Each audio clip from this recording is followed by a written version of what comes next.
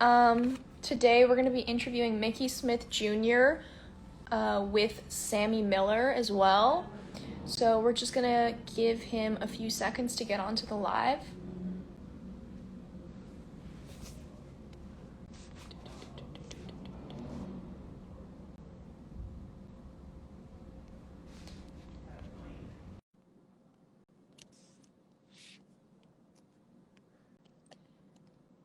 I'm in. Oh, Hi! Technology. the Hey, man of the hour. hey, good to see y'all. How y'all doing? I'm doing great. How are you? I'm fantastic. I didn't even know if I could do this. I'm just glad I figured out the mystical live section. So this is good. It's a win. This is so cool. Yeah, Are you awesome. calling from, are you at school right now? Where are Oh you yeah, calling from? we're still in school. So like in any moment, they Oh, may be calling me for something because I'm just living the dream, man. That's all Oh over my the gosh. place. unrehearsed. You never know. All right, let's get to it then. Awesome. It's great to meet you, Mickey. Yeah. So, Krista, I'm a music education and jazz saxophone student in the city right now. Yeah, questions and you know Sammy, so Most deaf. Well, thank y'all for having me. This is a treat to be able to connect with you guys via the internet, social media, and all that kind of stuff. I love how this new innovative approach to life brings us together. You know what I'm saying? Yeah. I think that's what makes Playbook so powerful too. This it's different, but that's good. That's what we want in the season. We don't want Well, what we yeah, had before. We want the next. We want the definitely. best. Thank you for let's that. start. I just want to give a little background on Mickey or Tristan. You want to give a little background? Yeah, I'm about to do that. So today we're here with motivational speaker, musician, and 2020 Grammy Music Educator Award winner of the year, Mickey Smith Jr. After his tenure at Maplewood Middle School, Sulphur, LA, he is now the music director at the Green School in Palm Beach. Mickey is an excellent saxophonist and educator, and we're so happy to have him here today. So to start with, I want to ask you the staple playbook series question. What are you listening to right now, music-wise? Oh wow. Okay, so what am I listening to right now? Um, I am listening to I'm listening to some Wayman Tisdale. I've been vibing on some bass Love here it. lately. I've been listening to some Kirk Whalum. Uh, I love Kirk Whalum, and I've been listening to Hold On to Your Hats, Al Green. Like I know that came out of nowhere, but I like that Love it. classic soul too. So Nice. but who knows? Who knows what tomorrow brings? Yeah. So I just want to say I met Mickey. I had the fortune to go down with Playbook to the Kansas Band Director Association conference. And the first day we were setting up our booth there, and in walks this like burst of life into the room. And I was like, okay, it seems like I want to know this guy. And you meet people and you're like, okay, maybe I'll stay in touch. That night I was like, Mickey, would you come bring your horn? Everyone's like, you got to hear Mickey play. You got to hear Mickey play. Literally tore the house down. Like there's not a roof where there used to be where we played that in that room. He was incredible. And then I had the great fortune to see him present an incredible hour-long clinic on to all the band directors at this conference, and he was talking about this idea of establishing the culture of your classroom. I was wondering, Mickey, if you could talk a little bit about, as someone, you're such an incredible educator, what do you mean by establishing a culture, and how does a band room create a culture? How does an educator create a culture? Yeah, man. I really do feel like we serve the Whiffam generation, and that's the what's in it for me. And when people say stuff like, "Oh, these kids like they're all about what's in it for me," I get excited, like I get geeked up because like they gave you the template, like literally. Okay, if you went out to eat and you ordered something and the waiter brought you something different, come on, you'd be a little perturbed. You're like, dude, I asked for this. Why you bringing me the other stuff? So I look at it like this. No, they don't always do it the way that I would want them to do it, but I always try to take time to see who I'm teaching, see who I'm reaching, and then create a menu, a palette that feeds whatever their needs and their desires are. I think that's what creating the culture is. And I'll say this too. I think creating the culture is no different than working the room. on that stage with your instrument. See, when you're the musician, first you got to know your sound, right? You got to have control over your sound. And I think that we all have a sound. We all have that ability to engage, to educate, and to elevate every learner to excellence. So that significance that you bring, that makes your 12 notes different than anybody else's 12 notes. That's what they're buying into. They're not really joining band. They're not really taking the class. They need a relationship with you. They need to see, okay, this is a trusted individual that I can give my greatest currency to, and the currency is time. So you got to set up your sound. You got to know your stage. You got to set that stage up. We know that musically, we set the floor monitors a certain way. We set the instruments a certain way. We want everything a certain way so we can have our stage presence and make sure that we emote and do what we need to do. Well, I think the stage is the classroom, because I think teaching is a high performance art form. So part of what we do is even as simple as the layout of the classroom, how you got everything configured, how you got everything set up. I need home court advantage. So I want to teach, I want to share, reach educators, let them know it's okay to set up your stage. Why? Because ultimately, it's not about your sound. It's not about the stage. It's about engaging the audience. It's about knowing the audience. And who's the audience? The students. So the culture is all those things wrapped up together that allows your lesson not to just be a lesson, but to become an experience that lasts for a lifetime. So that one day we'll say, man, I remember when I was in Mr. Smith's class and they tore the roof off that sucker. You know what I'm saying? Same way we brought that energy on that stage that day. I think teachers have that ability to bring that energy to a classroom. Everybody at home, are you listening to this? Listen to this man. Okay, sorry. Just to go ahead. That definitely resonates with me a lot. You know, it's about creating an inclusive classroom and really meeting all of your students where they need to be met. And that's something that really resonates with me as an educator and with the educators at NYU where I go. So in preparation for this interview, because we are all, we're very big fans of you, Mickey Smith, and your achievements in the education community. So I asked for some questions from them, and here are some of the things that they want to know from you. What's one of your favorite projects you worked on during your time at the Maplewood Middle School? Oh, favorite projects. Man, there were so many. We did percussion ensemble works that were really cool. And look, I'm not like the super academic dude, okay? we're not doing the Hindemith and all that kind of stuff. I'm like, when I say some of the projects that we did, it's the ones that really resonated with the kids. Like one of the most significant things we did involved some buckets. Like we did a bucket drum thing, but when I tell you this thing was like, I mean, like we had some pretty deep rhythms on this bad boy. Like we were doing some intense stuff with like little beginners, and it opened up a door for them to continue with music. And so many of those kids went on to get college scholarships in music. Kids that nobody even gave a chance on went ahead and went from them buckets, went to college off of some buckets. So like it's stuff I think about with that. We took some trips, we did some different things, but one of the greatest things I think we did was created a culture in our community. We had a concert series called Music with a Mission, and we used it as our fundraiser, but we brought in world-class artists. We were a small town, so we didn't have a lot of traffic stopping into our town, but because we were between New Orleans and Houston, every so often I was able to grab somebody, and they're like, why we need to come to Sulphur? I'm like, because it's the best spot you ain't never heard of. So they stop at Sulphur, Louisiana, a little town nobody's ever heard of, and we'd have a one-night only show, and those kids' minds would be blown seeing the level of talent we brought in, and we let the kids grace the stage. That's why what you do resonates with me so much, because I see so many elements of things that I've done in the past where I'm like, they get it. It's not about on a concert. It's not about impressing somebody, but it's about impressing upon a child the significance that comes with this incredibly American art form called jazz. Like, this is America's music, and I've never met a kid that was properly introduced to jazz that didn't love jazz. Never met one yet. Now, sometimes they don't like it because they didn't get a proper introduction to it, or it was so academic, they were not in the experience. But the way that you guys break things down, you get it. I watched your session at that same conference, and that's when I fell in love with it. I was like, this dude gets it. It's putting them in the pool at the kiddie pool level and letting them progress at the level that they're comfortable with, and letting them experience a win, a W-I-N, a Wednesday every day, getting that Wednesday with jazz. So that's the kind of stuff I remember, just creating experiences where the kids came first, but they left better.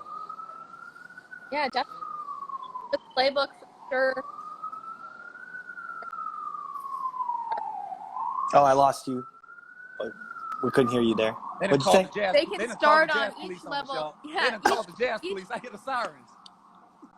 each level that they're at, we the platform really meets them there, and they can mute certain tracks, play what they want, start at a certain level, and that is definitely what happens here at Playbook.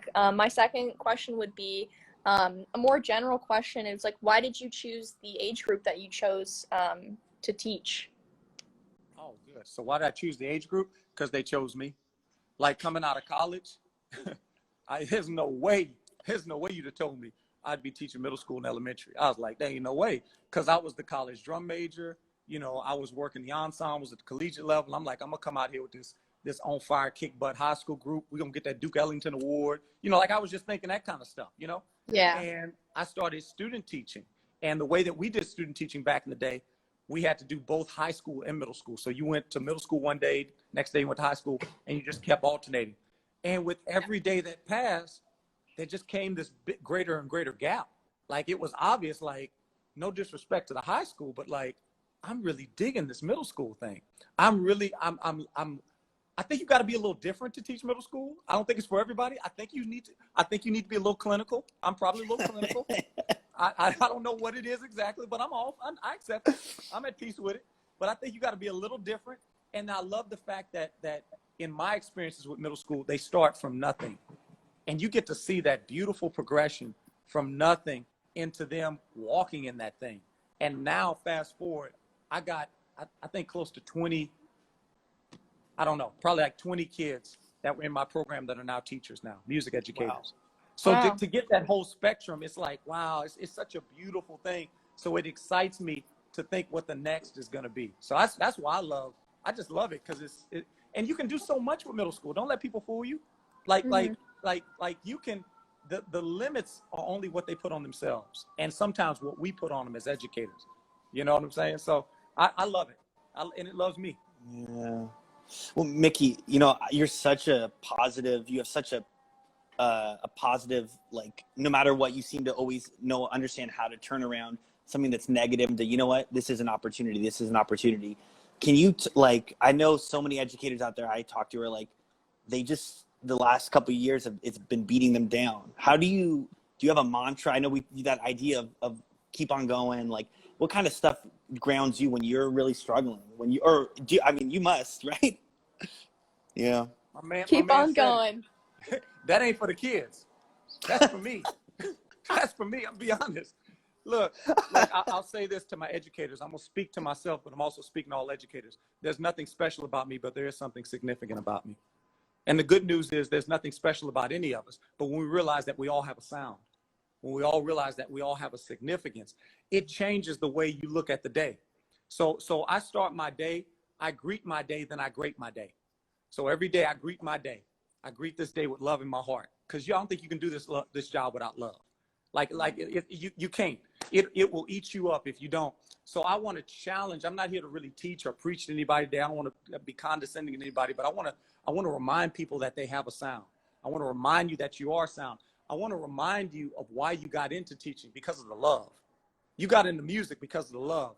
But life has a way of separating us from that love. So I challenge folks in each and every day to take time to fall back in love with it. Find those things that made you hungry to get into a classroom. Find those things that made you hungry to get on your instrument, and try to reconnect with that, because it's in reconnecting with that you're able to put purpose into your day. So I don't plan out my day. I put purpose in my day each and every day. And I think that's so important. And I'm not trying to talk down to anybody today. I'm just saying that life is so challenging and so busy that it's not deep, but it feels deep because it gets so busy we lose sight of the simple things. The small things done well, stacked on top of each other, make the greatest impact. So today, I want to challenge you today to go back and find your love. I think every educator out there has it.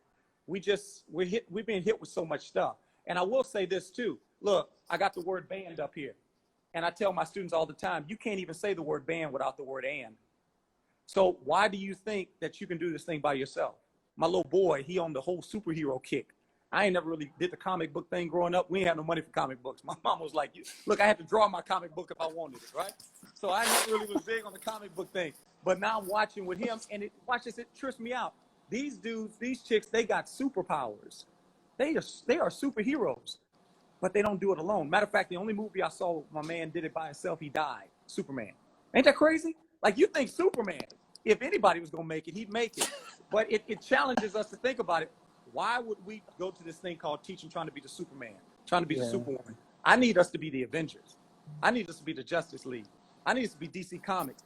This right here has given me so much life today. My day is not over. I still got about 2 more hours to teach. But y'all done pumped me up so much. It's just so good to talk to somebody over the age of 12.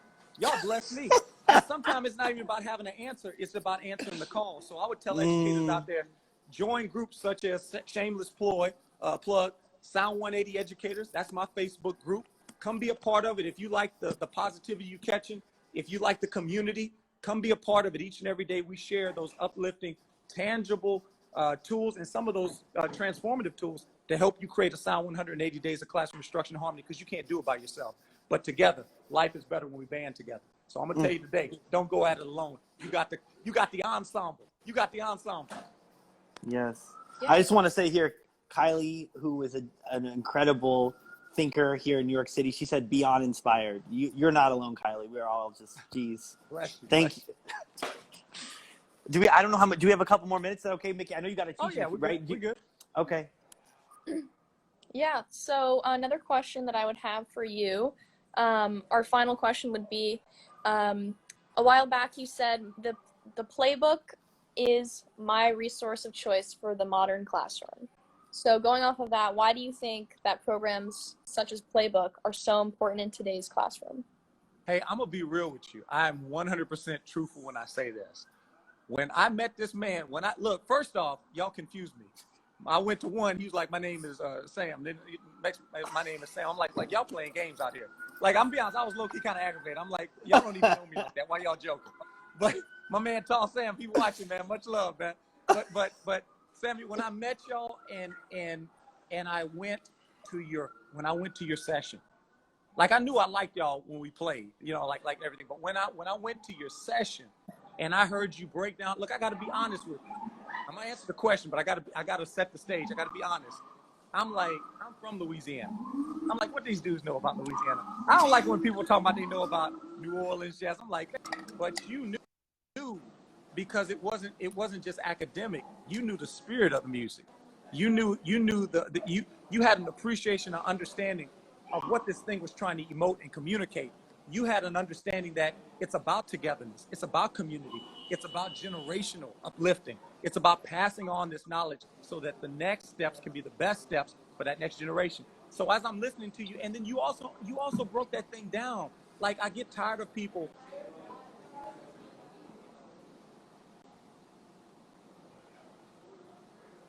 Oh wait, I just lost. Did you lose the sound too? Music Oh, go. differently than they treat language. Okay, I'm back. I get tired of people treat music differently than they treat language. Like, if you got a toddler, I've never seen anybody give a toddler a thesaurus and a dictionary and say, let's go. I've never seen that. I've never seen them, like, give them worksheets. You give the toddler an opportunity to experience, to copy, to mimic. Even if they don't really understand what they're saying, we say stuff like, oh, that's good, baby. Say it again. And I grew up in the church, y'all. So, like, that was my jazz stage. And when you played at the church, you messed up a bunch of notes, and somebody would say, oh, bless him. Let the Lord use you, baby. They would encourage you. I didn't realize that at the time. It sounded like trash, but they would encourage you in that little church. And what happened was, just like that toddler, after a while, you begin to get an understanding of what you're saying, and then you start building the knowledge. Now, fast forward to answer your question, why do so many of us treat the music differently? Why do we treat it so academic? Why is there not this opportunity to experience call and response? Why is there not more of an emphasis on listening and developing and imitating and modeling and that repetitive nature that builds confidence? I don't see that in a lot of platforms. And as a performer, as a musician, I perform live with a lot of groups. I have my own band. And many times you watch these groups on the stage, they have what we call stem tracks that amplify what they're doing. And you're able to mute out certain parts and add parts. And that's how guys rehearse. And I've always said, man, that's the way to do it. But I've never seen anybody do it until I met you. So between your session and then I saw the platform, I said, this is the tool of choice, because it's so intuitive. It's so natural. It's not forced. It's an extension of the natural nature of music that I think anybody who's not doing this is doing themselves a disservice. And let's just be clear. I'm not getting paid for this, okay? This is not a paid spokesperson. This is from my heart, man. Like, I got it up today. We got it pulled up. You know, we trying to introduce it and get it going. And I love the fact that you got levels to this thing. You got the levels. So like some of these books, you go in, if you ain't already there, you'll never get it. But you meet people where they're at. So if you got the group that don't have the proper instrumentation, like I'm at right now, and I'm trying to figure out how am I going to put a show on, now I have the added luxury of having a performance track that I can customize to fit what instrumentation I have, and most importantly, what I don't have, and give the kids the tools to practice and listen to great, outstanding musicians that they can model themselves with, that they can play along with. And finally, just like that kid on the bike, when they're ready to take them training wheels off, they can mute my man or my lady, whoever's playing, and then they can fill in that gap and still get that ensemble piece, because so many times kids are great in this space. When they go home, the practicing's not sweet because they don't feel the same sounds and energy. So y'all have hit just all the marks in this season, to the point where I just feel like an educator, if they're looking for that transformative tool in this season to bolster what they're doing, and especially if you're that educator who's intimidated by jazz, you're like, well, I'm not Mickey, I'm not Sam. You know, I play the flute, and I definitely ain't Ron Burgundy. I ain't got the jazz flute thing happening. Y'all don't even know what I'm talking about. But anyway, somebody got me out there. They're like, I don't know how to do this. This is the tool that will allow you to step in front of that class with a level of confidence and with a level of just a level of competence too, to where the kids buy in and you look like you know what you're talking about, even if you don't. Great. Thank you so much, Mickey. Jeez, Mickey, thank you. That means the world coming from you. I just want to say that. Man, it means the world. It means the world to have you guys doing what you're doing. Please don't stop. The world needs it. I know sometimes things take time, but I think anything that's worth the time takes the time. So I just encourage y'all to keep pushing, keep pressing until everybody in the world is singing the praises of this thing. And anything that I can do in this season to help be a benefit or a partner or a brother in arms of, so to speak, with you guys, I'm all in, because I absolutely believe wholeheartedly in what y'all are doing. And I appreciate y'all. Thank y'all more than you know. Awesome. Thank you so much. Well, thank you so much for being here with us today. Everyone watching, go check out Mickey's upcoming projects, his conferences, post on his Instagram at Mickey Smith Jr. and at MickeySmithJr.com. Join his group on Facebook, Sound 180 Educators. Thanks everyone for tuning in. Stay up to date with Playbook's Instagram at Playbook Jazz. I see you. At Playbook Jazz to find out more about interviews, posts, and upcoming events, and yes, more about Tall Sam. So I'm going to sign off now, but thank you so much, Mickey, for being here. It was awesome to meet you. Pleasure, pleasure, pleasure. Until next time, guys, I want to encourage educators out there, keep on going. Remember, this thing called life, it's just a class. And the world that we live in, the world as crazy as it is, it's the classroom. So keep on going, make your classroom sound, make your teaching epic, and I promise you, your legacy will be significant. Find out more, MickeySmithJr.com, guys. Thank y'all. Until next time. Thank you. See ya. Thank you. Bye-bye.